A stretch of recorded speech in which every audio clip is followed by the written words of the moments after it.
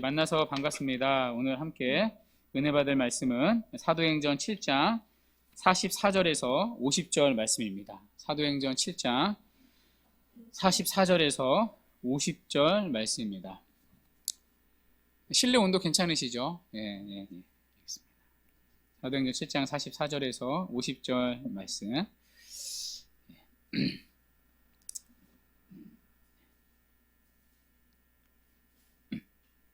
몇 절 안 되니까요. 우리 한 목소리로 합독하도록 하겠습니다. 시작. 광야에서 우리 조상들에게 증거의 장막이 있었으니 이것은 모세에게 말씀하신 이가 명하사 그가 본 그 양식대로 만들게 하신 것이라. 우리 조상들이 그것을 받아 하나님이 그들 앞에서 쫓아내신 이방인의 땅을 점령할 때 여호수아와 함께 가지고 들어가서 다윗 때까지 이르니라. 다윗이 하나님 앞에서 은혜를 받아 야곱의 집을 위하여 하나님의 처소를 준비하게 하여 달라고 하더니 솔로몬이 그를 위하여 집을 지었느니라. 그러나 지극히 높으신 이는 손으로 지은 곳에 계시지 아니하시나니 선지자가 말한 바 주께서 이르시되 하늘은 나의 보좌요 땅은 나의 발등상이니 너희가 나를 위하여 무슨 집을 짓겠으며 나의 안식할 처소가 어디냐. 이 모든 것이 다 내 손으로 지은 것이 아니냐 함과 같으니라. 아멘. 네, 오늘은 손으로 지은 곳에 계시지 않으시는 하나님이라는 제목으로 하나님 말씀 증거하도록 하겠습니다. 지난 시간 우리는 스데반의 이야기를 살펴봤습니다. 그때 스데반은 거짓 고소를 당했습니다. 두 가지 제목으로 거짓 고소를 당했는데요. 여러분 기억나시나요? 하나는 모세가 준 율법을 모독했다는 것이고요. 또 하나는 성전을 모독했다는 것입니다. 이 두 가지 제목으로 스데반은 지금 사내들인 공회 앞에 붙잡혀 왔습니다. 잘못하면 스데반은요, 신성 모독죄로 돌에 맞아 죽을 수도 있습니다. 그런데 스데반은요, 이런 말들을 한 적이 없습니다. 모세의 율법이나 성전을 모독한 적이 없었습니다. 그러니 스데반의 입장에서 변호를 해야겠죠. 스데반은 누명을 벗기 위해 최후 변론을 시작합니다. 그것이 사도행전 7장에 나오는 스데반의 설교입니다. 이 스데반의 설교는요, 굉장히 깁니다. 사도행전 안에서 제일 긴 설교가 스데반의 설교입니다. 그래서 농담으로 스데반이 설교하고 돌에 맞아 죽은 게 설교가 길어서 그랬다는 농담이 있습니다. 그만큼 설교가 굉장히 깁니다. 그러나 길지만요, 이 설교에 주제가 있습니다. 그 설교의 주제가 무엇이냐? 바로 성전에 대한 이야기입니다.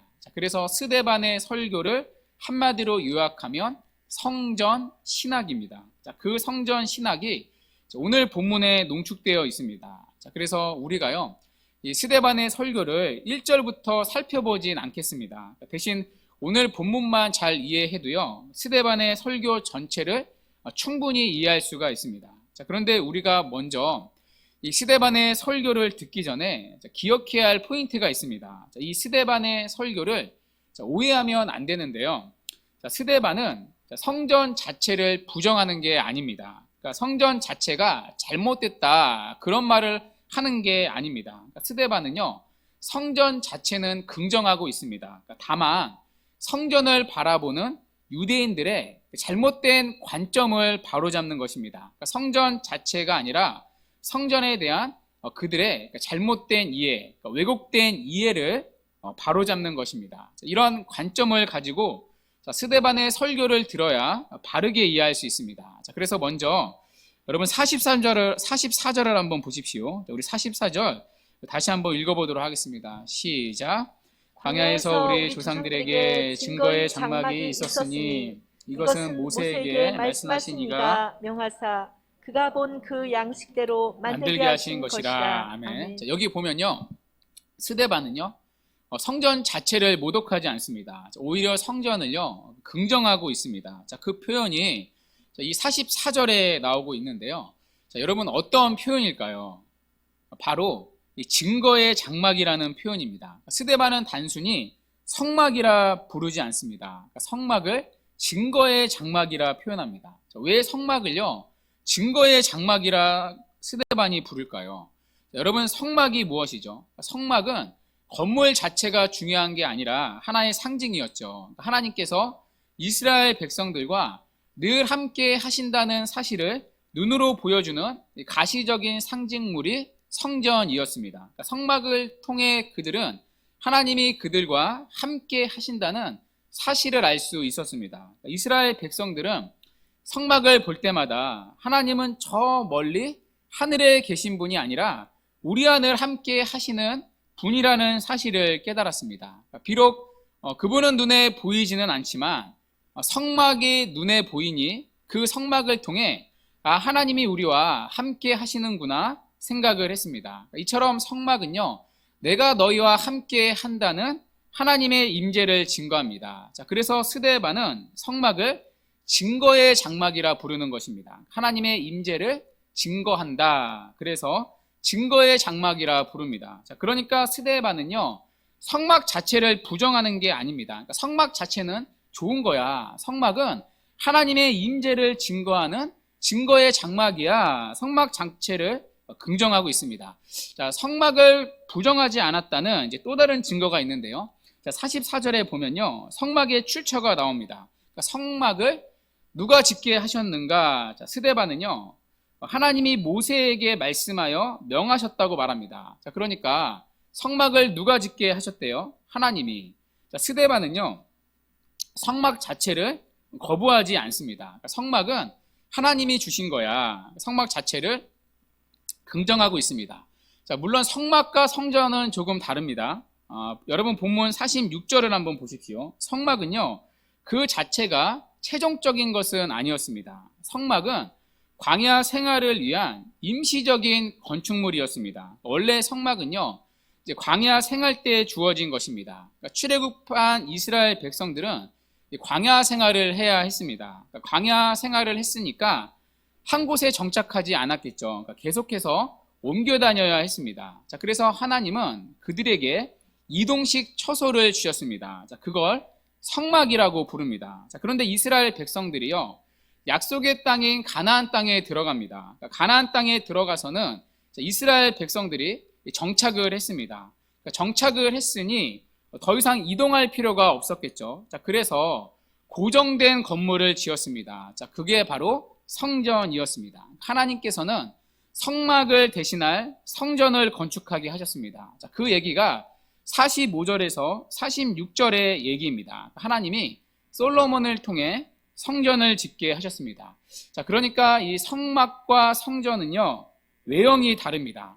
그러니까 성막은 이동형 처소인데 성전은 고정된 처소입니다. 자, 그러나 이 본질은 같습니다. 바로 하나님이 함께 하신다는 하나님의 임재의 상징입니다. 하나님께서 이스라엘과 함께 하신다는 사실을 나타내는 상징이라는 점에서 성막과 성전은 동일합니다. 그러니까 지금까지 이렇게 논지로 보면요, 스데반은 성전을 부정하지 않습니다. 성전을 긍정하고 있습니다. 자, 그러면 스데반이 지적하는 이 성전의 포인트는 무엇인가? 성전에 대한 이스라엘 백성들의 잘못된 이해입니다. 이 당시 유대인들은요, 성전에 대한 두 가지 왜곡된 이해를 가지고 있었습니다. 스데반은 이 왜곡된 이해를요, 하나씩 깨트리는 것입니다. 자, 그러면서 올바른 성전 신학에 대해 가르치는 것입니다. 자, 그렇다면 이들이 가지고 있던 이 성전에 대한 왜곡된 이해는 무엇인가? 자, 두 가지가 있었는데요.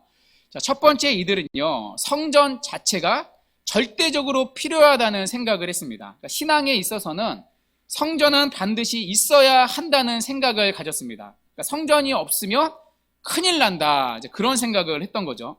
자, 여기에는 두 가지 이유가 있었는데요. 자, 이때 당시 백성들은 성전에서만 하나님을 만날 수 있다고 생각을 했습니다. 그러니까 성전 외에서 하나님을 만난다? 그런 생각을 아예 하지를 못했습니다. 자, 또 하나, 성전이 절대적으로 필요한 또 다른 이유가 있었는데요. 자, 말씀드렸다시피 이 당시 사내들인 공회를 장악한 주도적인 세력이 누구였죠? 사두개인들이었습니다. 자, 이들은요, 성전을 가장 중요시했습니다. 자, 그 이유가 무엇이죠? 성전이 그들의 밥벌이였기 때문이었죠. 이들은 성전의 모든 권한을 가지고 있었습니다. 자, 그래서 성전에서 나오는 모든 수익금으로 이들은 부를 축적했습니다. 특히 성전에서 제사를 드리지 않습니까? 자, 그런데 제사를요, 빈손으로 드리지 않죠. 그러니까 제물을 드려야 했습니다. 자, 이때 성전에서 제물을 팔아 폭리를 취했던 자들이 사두개인들이었습니다. 그러니까 성전에서 나오는 어마어마한 매출로 부를 축적하고요, 그 당시 기득권을 형성했던 자들이 사두개인들이었습니다. 자, 그러니까 사두개인들에게 있어서요, 성전은 반드시 있어야 했습니다. 자, 이런 이유들로요, 유대인들은 성전이 절대적으로 필요하다 여겼습니다. 그러니까 성전이 없는 신앙생활을요, 상상한 적이 없었습니다. 자, 여기에서 스데반과 논란이 있었던 거죠. 그러니까 스데반은 성전이 더 이상 필요 없다고 했습니다. 그러니까 성전은 하나의 그림자였습니다. 그러니까 참된 성전이신 예수님을 가리키는 그림자였습니다. 자, 그런데 실체이신 예수님이 오셨으니 더 이상 그림자인 성전이 필요가 없다. 더 이상 이제는 성전에서 제사를 드리지 않아도 된다. 이것이 스데반의 가르침이었습니다. 자, 그러니까 이런 스데반의 주장은요, 유대인들의 성전에 마치 핵폭탄을 떨어뜨린 격입니다. 자, 그런데 스데반은요, 공격을 멈추지 않습니다. 계속해서 그들이 가지고 있던 잘못된 그 성전 신학을 깨트리고 있습니다. 그러니까 성전이 없으면 신앙생활이 안 된다. 그거를 이제 깨트리고 있는데요. 자, 오늘 설교에서 결정타를 날리고 있습니다. 자, 그것이 본문 43절과 44절의 내용인데요. 자, 우리 43절에서 44절 우리 붙여서 함께 읽도록 하겠습니다. 시작.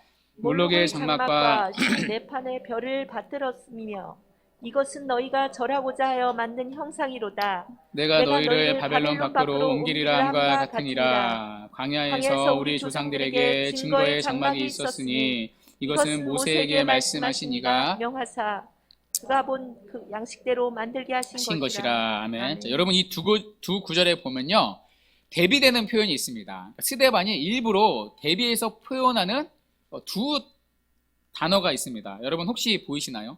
자, 43절에 몰록의 장막과요, 44절에 증거의 장막입니다. 그러니까 몰록의 장막과 증거의 장막이 똑같이 장막으로 대비되고 있습니다. 여기에는 스데반의 의도가 있습니다. 여러분 몰록의 장막은요, 그러니까 몰록이라는 이방신을 섬기는 장막을 말합니다. 그러니까 몰록이라는 이방신은요, 그 당시 잔인한 제사로 소문이 났는데요. 왜 잔인한 제사인가? 아이를 불태워서 드리는 제사를 드렸기 때문입니다. 그러니까 인신 제사를 드렸던 거죠. 자, 그래서 하나님이 가장 정죄하는, 가장 싫어하는 우상 숭배 중에 하나가 바로 이 몰렉을 숭배하는 것이었습니다. 자, 그런데 스데반은요, 이 몰록의 장막과 증거의 장막을 장막이라는 표현으로 나란히 놓고 있습니다. 자, 무슨 얘기이죠? 이들이 몰록이라는 신을 우상 숭배한 건 성막이 없었기 때문이 아니라는 것입니다. 그러니까 성막이 있음에도 불구하고 우상 숭배를 했다는 것입니다. 그러니까 성막 성전은요, 그러니까 당시의 사두개인들과 유대인들의 입장에서는 신앙의 핵심이었습니다. 그러니까 성전이 없는 신앙 생활은요, 있을 수 없었습니다. 그러니까 성전이 있어야만 하나님을 제대로 섬길 수 있다, 이런 생각을 가졌습니다. 자, 그러나 스데반은요, 그런 그들의 주장을 무너뜨리는 것입니다. 성막이 있었지만 그들은 우상을 숭배했다는 것입니다. 그러니까 증거의 장막이 있었지만 너희들은 오히려 몰록의 장막으로 갔다는 것입니다. 거기서 너희들은 하나님이 아니라 우상을 숭배했다는 것입니다. 자, 그러니까 성막이 있었다고 너희들의 신앙이 좋았던 게 아니었다는 것입니다. 여러분 사사기 시대를 생각해 보십시오. 그때 성막이 없었습니까? 아니죠. 성막이 있었습니다. 그럼에도 불구하고 그들은요, 우상을 섬기느라 하나님을 제대로 섬긴 적이 없었습니다. 그러니까 이스라엘 가운데 성막이 있었지만 성막이 있었다고 너희들의 신앙이 좋았던 게 아니라는 것입니다. 자, 그러니 너희들의 성전에 대한 주장은 틀렸다는 것입니다. 자, 두 번째, 유대인들이 갖고 있던 성전에 대한 또 다른 왜곡된 이해가 있었습니다. 이들은요, 성전이 절대적으로 필요하다는 생각을 했습니다. 이러한 생각은요, 결과적으로 성전에 대한 또 다른 왜곡된 이해를 불러왔는데요. 자, 그 두 번째 왜곡된 이해가 무엇인가? 성전에 우상화를 가져왔습니다. 그러니까 성전이 절대적으로 필요하다고 생각을 하니까요, 나중에는 성전 자체가 우상이 되었습니다. 자, 우리가 성전을 생각할 때요, 오해해서는 안 되는 게 있습니다. 자, 하나님이 문자적으로 성소 안에서만 계시는 분이 아니라는 사실입니다.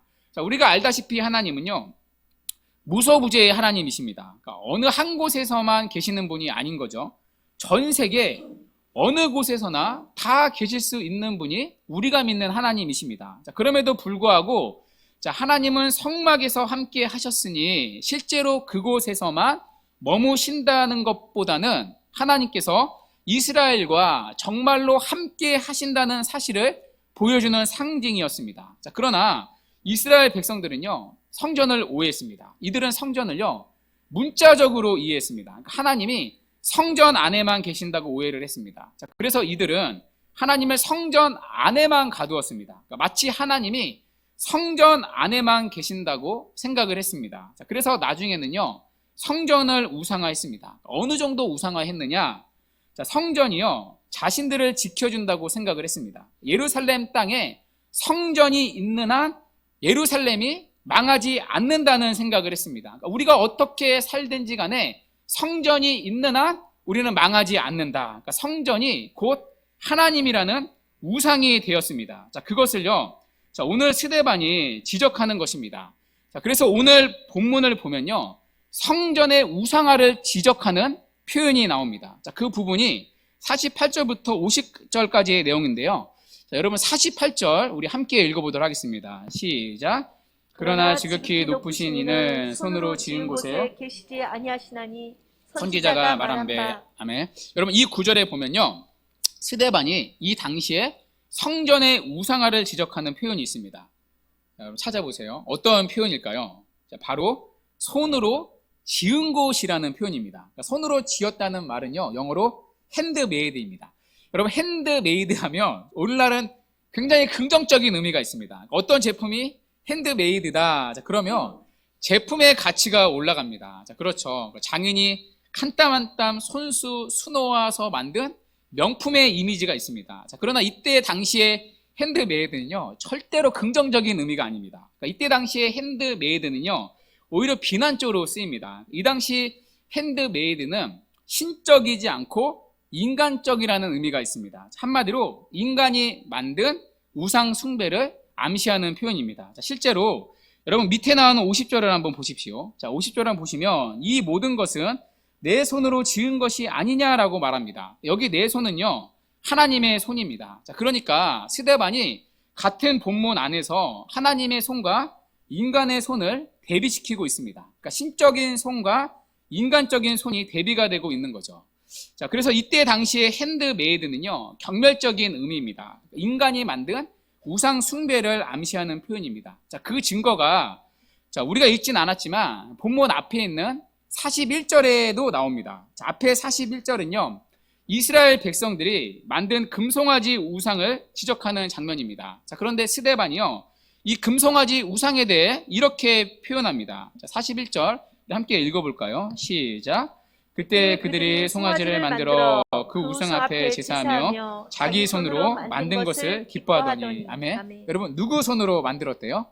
자기 손으로. 그러니까 이 자기 손으로 만들었다는 표현은요, 구약에서 언제나 우상 숭배를 암시하는 표현입니다. 이 구절뿐만 아니라 우상 숭배를 지적하는 장면에서 늘 이 표현이 붙습니다. 자기 손으로 만든 것이니. 자, 그런데요, 이 핸드메이드가 자, 본문 어디에 붙어요?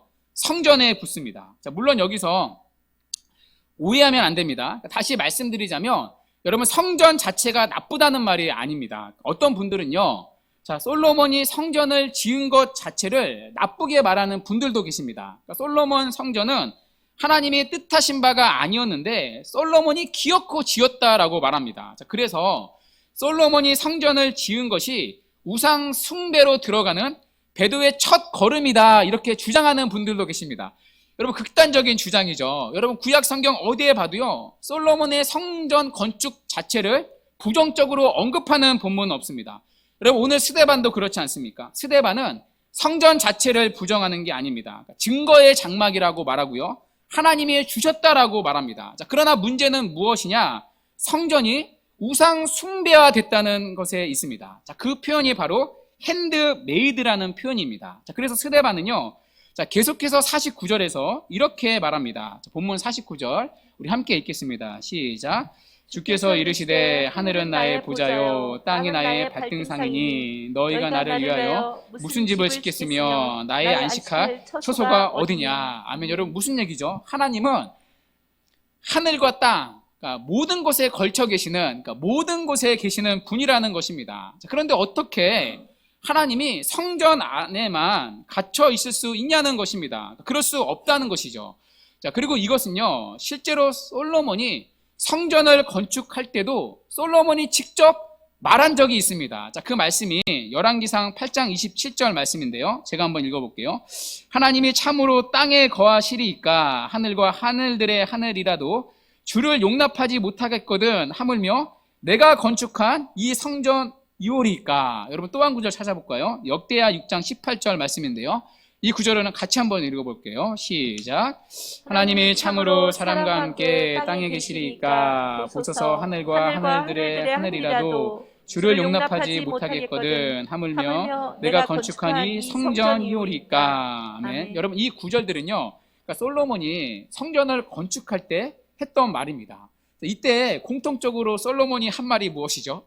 하나님은 성전 안에만 갇혀있는 분이 아니라는 것입니다. 그러니 이스라엘 백성들이요, 착각하지 말라는 거죠. 그러니까 이교도의 신들처럼 신전 안에만 갇혀있는 분이 아니라는 것입니다. 지극히 높으시고 무소부재한 하나님은 어디에나 거하시는 분입니다. 자, 그래서 하나님은요, 성전 밖에서도 이스라엘 백성들을 만나 주셨습니다. 자, 그 예로 여러분 스데반의 설교가 시작되는 1절부터 보십시오. 1절부터 보면요, 구약의 인물들이 쭉 나옵니다. 자, 이 인물들이 나오는 이제 이유가 있는데요. 아브라함부터 시작해서 야곱, 모세, 다윗, 솔로몬까지의 인물들이 나옵니다. 자, 왜 나오느냐? 자, 이들이 하나같이 하나님을 만난 장소가 어디입니까? 성전이 아니었습니다. 이들은요, 하나같이 성전 밖에서 하나님을 만났습니다. 자, 그 대표적인 예로 2절에 보면요, 이제 아브라함이 나오는데요. 자, 우리 2절 한번 읽어볼게요. 사도행전 7장 2절 시작. 스데반이 이르되 여러분 부영들이여 들으소서. 우리 조상 아브라함이 하란에 있기 전 메소포다미아에 있을 때 영광의 하나님이 그에게 보여. 아멘. 여러분 하나님이요, 아브라함을 만난 장소가 어디죠? 메소포다미아였습니다. 그러니까 예루살렘 땅이 아닙니다. 예루살렘 성전이 아니에요. 도리어 그러니까 유대인들이 이방 땅이라고 정말 경멸히 여겼던 메소포다미아에서 아브라함은 하나님을 만났습니다. 자, 모세도 다르지 않은데요. 자, 사도행전 7장 30절로 한번 넘어가 볼게요. 자, 함께 읽어볼게요. 시작. 40년이 참에 천사가 시내산 광야 가시나무 떨기 불꽃 가운데서 그에게 보이거늘. 자, 여러분 하나님이 모세를 만난 장소가 어디죠? 그들이 생각하는 거룩한 땅 예루살렘 땅이 아니라 광야였습니다. 뿐만 아니라 하나님은요, 이스라엘 백성들을 불 기둥과 구름 기둥으로 인도하셨습니다. 자, 이것도 역시 성전 안이 아니라 성전 밖에 있는 광야에서 일어난 일입니다. 자, 그러니까 여러분 7장에 이렇게 기록되어 있는 스데반의 설교의 요지가 무엇이죠? 하나님은 너희들이 생각하는 것처럼 성전 안에만 계시는 분이 아니라는 것입니다. 자, 그분은 성전 밖에도 계시는 분이라는 것입니다. 자, 그러니 성전이 절대 필요하다, 성전을 우상화해서는 안 된다는 것입니다. 자, 그러나 이들은요, 성전을 우상시했습니다. 자, 그래서 이스라엘은요, 착각을 했는데요, 세상에서 어떻게 살아도 성전이 있는 한 우리는 하나님 앞에서 망하지 않는다. 우리가 성전에서 예배를 드리는 한, 우리가 예배를 드리고 성전이 있으면 우리는 망하지 않는다. 그러니까 성전 자체가 자기들을 지켜준다고 생각을 했습니다. 그러니까 예배를 드린다는 것 자체가 자기들을 지켜준다 생각을 했던 거죠. 그러니까 하나님이 아니라 성전 자체를 숭배했던 것입니다. 자, 그래서 이들에게 나타난 치명적인 신앙의 오류가 하나 있었습니다. 자, 그 신앙의 오류가 무엇이냐? 신앙의 균형이, 밸런스가 무너지게 되었습니다. 그러니까 신앙과 삶이요, 분리가 되었고요, 종교생활과 일상생활이 분리가 되었습니다. 당연하죠. 하나님은 성전 안에만 계시니까요. 일상에는 계시지 않으시니까요. 그러니까 성전을 떠나면 마음껏 살아도 되었습니다. 자, 실제로 이러한 일들이요, 이스라엘 역사 가운데 반복해서 나타났습니다. 자, 그 증거가 에레미야 말씀인데요. 에레미야 선지자는 이것을 강하게 책망한 적이 있습니다. 에레미야 7장 1절에서 7절인데요. 먼저 우리 1절에서 2절만 읽도록 하겠습니다. 시작. 여호와께로부터 에레미야에게 말씀이 임하니라. 이르시되 너는 여호와의 집 문에 서서 이 말을 선포하여 이르기를 여호와께 예배하러 이 문으로 들어가는 유다 사람들아 여호와의 말씀을 들으라. 아멘. 하나님께서요 에레미야 선지자에게 말씀을 전하게 하십니다. 자, 그런데 그 말씀을 전하는 장소가 어디예요? 성전에 들어가는 문 앞에서요. 그러니까 성전 문 앞에서 성전에 들어가는 이스라엘 백성들을 붙잡고 설교할 말씀을 주십니다. 자, 그 말씀이 4절에 나오는데요. 너무 유명한 구절이죠. 우리 함께 읽어보겠습니다. 시작. 너희는 이것이 여호와의 성전이라 여호와의 성전이라 여호와의 성전이라 하는 거짓말을 믿지 말라. 여러분 이 당시 성전은요 솔로몬이 건축한 성전을 말합니다. 자, 그런데 그 성전을 가리켜 하나님이 여호와의 성전이 아니라는 것입니다. 그러니까 다른 말로 풀이하면요 하나님이 이곳에 계시지 않는다는 것입니다. 그러니까 너희가 이곳에서 하나님을 만날 수 없다는 것입니다. 그러니까 이곳이 성전이 아니라는 것입니다. 자, 그렇다면 여러분 성전은 어디 있다는 것입니까? 하나님의 임재, 하나님을 만날 수 있는 곳은 과연 어디란 말입니까? 자, 그 답이 그 밑에 5절과 6절에 나오는데요. 자, 우리 5절과 6절 함께 읽도록 하겠습니다. 시작.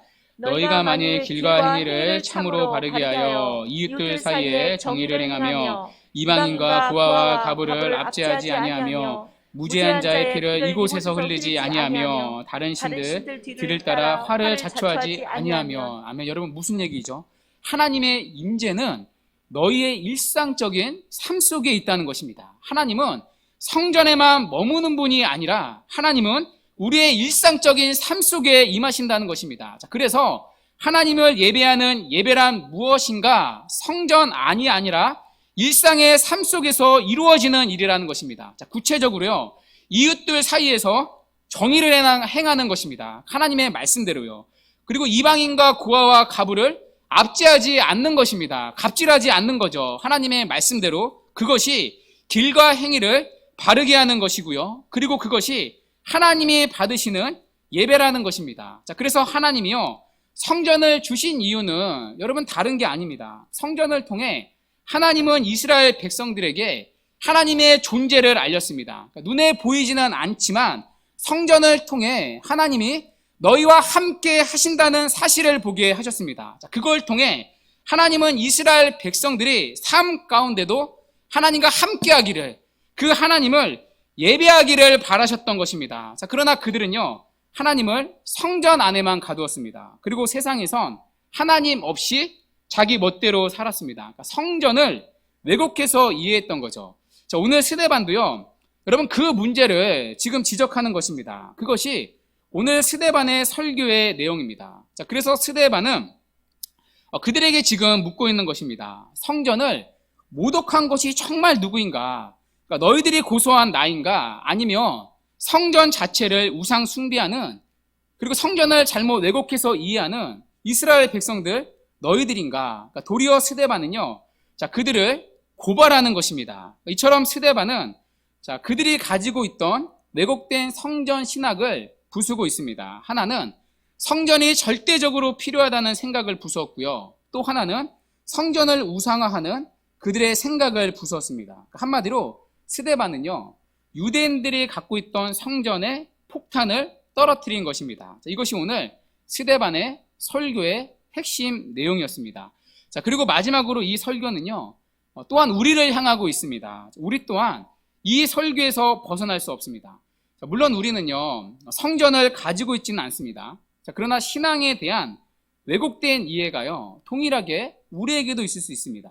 자, 우리 역시도 하나님을 예배당 안에만 가두지 않습니까? 자, 그래서 우리 역시 예배와 삶을 분리하지 않습니까? 그러니까 교회 생활과 일상의 삶이 단절되어 있지는 않습니까? 하나님을 예배당 안에 가두어 둔 채 세상에 나가면 여전히 우리의 욕망을 쫓아, 우리의 뜻을 쫓아 살아가진 않습니까? 하나님이 없다고 여겨지는 이 세상에서 하나님의 말씀이 아니라 자신이 원하는 대로, 자신의 뜻대로 살아가진 않습니까? 그러나 하나님은요, 여전히 오늘날도 어디에나 계십니다. 그분은 우리가 손으로 만든 이 건물 안에 묶여 계시는 분이 아닙니다. 하나님은 어디서나 계시기에 우리의 일상에 함께 하십니다. 자, 그래서 하나님은 우리의 일상을 통해 예배를 받으십니다. 자, 그래서 예배란 무엇인가? 하나님과 더불어 살아가는 삶 전체가 예배입니다. 그러니까 우리의 일상적인 삶, 우리가 하나님 앞에 살아가는 삶의 모든 순간이 하나님 앞에 드리는 예배입니다. 자, 물론 우리가요, 이 말을 오해해서는 안 됩니다. 자, 교회 안 나와도 된다, 그런 말이 아닙니다. 하나님은 예배당 안에만 갇혀 있는 분이 아니구나, 그러니 예배당에 안 나와도 되는구나, 여러분 그런 생각을 가지면 안 됩니다. 삶의 예배가 중요하니 뭐 주일 공예배는 한 주쯤 빠져도 되는구나, 그런 말이 아닙니다. 여러분 그러면요, 초대교회도 모이면 안 되었습니다. 자, 그러나 스데반이 오늘 이 설교한 이후에도요, 초대교회는 모이기에 누구보다 힘을 썼습니다. 그러니까 주일날 공예배로 그들은 모이기에 힘을 썼습니다. 자, 우리가 주일날 드리는 공예배는요, 삶으로 드리는 예배의 토양입니다.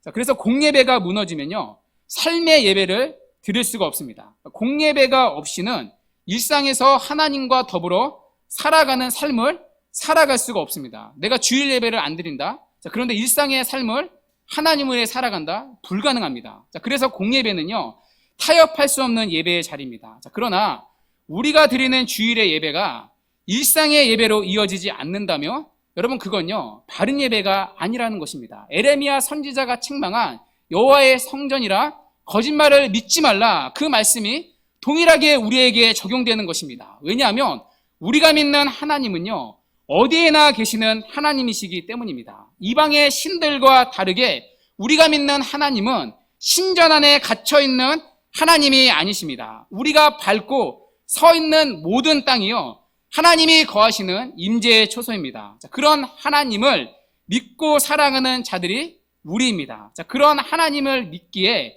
예배당의 예배만 아니라 우리의 삶 전체가 하나님을 향한 예배로 드리는 자들, 그것이 바로 기독교의 예배고요, 그것이 바로 성도의 예배입니다. 자, 그래서 참된 예배는요, 모든 삶의 자리에서 하나님과 더불어 살아가는 것입니다. 하나님 그분을 의식하며 하나님이 기뻐하시는 뜻대로 살아가는 것, 여러분 그것이 예배입니다. 자, 이 부분에 있어서 제가 아직도 잊혀지지 않는 일화가 하나 있는데요. 제가 이제 청년 때 처음 교회를 나간 지 얼마 안 됐을 때, 이제 하나님을 인격적으로 만난 지 얼마 안 됐을 때 들었던 그 일화가 하나 있는데, 이제 그 김동호 목사님의 일화인데요. 꽤 오래된 일화입니다. 근데 아마 너무나 유명해서 다 아시는 이야기일 겁니다. 그러니까 이분이 노푸트 숭유교회를 개척하고 얼마 안 됐을 때 일인데요. 이제 김천에서 다니는 교인이 있었다고 합니다. 그 교회가 이제 서울에 있었거든요. 이제 알고 보니까 이제 김천에서 설렁탕 집을 경영하시던 집사님 가정이었대요. 근데 이제 김동호 목사님이 이제 하루는 김천에 갔다가 그 집에 들렀다고 합니다. 그러니까 집이 김천에 있으니까 이제 가까운 교회 가시라고 이제 건면하러 이제 갔었대요. 자, 그런데 집사님이 그날 이제 자기한테 했던 말이 평생 잊을 수가 없었다고 하더라고요. 그분이 말씀하시기를, 목사님, 저는 설렁탕 한 그릇을 파는 장사꾼에 불과하지만 설렁탕 한 그릇을 끓이고 팔아도 예수님 앞에 파는 마음으로 끓여요. 그래서 모든 재료를 최고로 써요. 그런데 어느 날 이제 뼈가게 주인이 실수해서 제일 좋은 뼈를 주문했는데 그렇지 못한 뼈가 왔다고 합니다. 그러니까 한 10시간을 끓였을 때 뼈한 국물이 나오는 뼈가 이제 좋은 뼈고요, 누런 국물이 나오면 품질이 나쁜 뼈인데 10시간을 끓였는데 누런 국물이 나왔대요. 그러니까 뼈가게 주인에게 이제 얘기했더니 이제 주인이 이제 사과했다고 합니다. 그러니까 자기가 실수했다고. 자, 그런데 지금 뼈를 바꿔줘도 이제 소용이 없습니다. 그러니까 10시간을 끓일 시간이 없으니까요. 자, 그랬더니 뼈가게 주인이 그랬대요. 사장님, 오늘 하루만 커피 프림을 타시죠. 그러니까 모양이 비슷해지니까, 그래도 이 뼈가 품질이 좀 떨어지는 건 사실이지만 못 먹는 뼈도 아니고 그렇게 사실 나쁜 뼈도 아니고, 그리고 커피 프림 타는 집 덜어 있습니다. 자, 그러니까 하루만 그렇게 하십시오. 자, 그런데 그 집사님이요, 그날 하루 문을 닫고 써붙였대요. 오늘은 재료가 나빠서 장사를 못합니다. 이게 김동호 목사님이 목회를 하면서 교인들로부터 받은 최고의 감동이라고 하시더라고요. 지금까지도 이 얘기를 하고 다니시더라고요. 그러니까 오늘은 재료가 나빠서 장사를 못합니다. 그러니까 예수님 앞에서 장사를 하는 거죠. 그게 여러분 삶으로 드리는 예배라는 것입니다. 그러니까 자신의 삶을 통해 자기 욕심 챙기는 게 아니라 삶에서 하나님을 드러내고 믿음으로 사는 게 예배라는 것입니다. 자, 그래서 하나님 앞에 사는 것처럼 우리가 일상을 살아갈 때 여러분 그게 예배입니다. 그러니까 예배당의 예배만이 예배가 아닙니다. 자, 그래서 제가 오래전에 말씀드린 적이 있는데요. 여러분 우리의 신앙적인 싸움은요, 기도를 했는지 안 했는지, 예배를 드렸는지 안 했는지 같은 종교적인 형태만 있는 것이 아닙니다. 일상의 삶에서 하나님을 의식하며 그분의 뜻대로 사는 것에 있습니다. 우리가 만나는 일상의 삶에서 모든 순간 하나님을 아는 자답게 부딪히는 모든 문제를 세상 사람들과 다른 방식과 다른 힘으로 살아가는 것입니다. 자, 그래서 야, 저 사람 뭔가 좀 우리와 다른데? 저 사람 누구래? 저 사람 하나님 믿는 사람이래. 아, 하나님 믿는 사람은 다르구나. 여러분 이게요, 삶의 예배입니다. 자, 그런데 이것 없이 우리의 신앙을 예배당 안에서의 헌금과 기도와 봉사로 떼어서는 안 됩니다. 우리의 일상적인 삶, 우리가 하나님 앞에 살아가는 삶의 모든 순간이 사실 하나님께 드리는 예배입니다. 우리의 온 삶이 예배이고요. 그것이 하나님이 받으시는 예배입니다. 자, 그래서 이번 주 예배는요, 여러분 오늘 다 드린 게 아닙니다. 예배 다 드렸다 이러면 안 됩니다. 오늘이요, 이 시간이 한 주간의 예배의 시작입니다. 예배당을 나가는 순간 예배가 시작됩니다. 바로 삶의 예배입니다.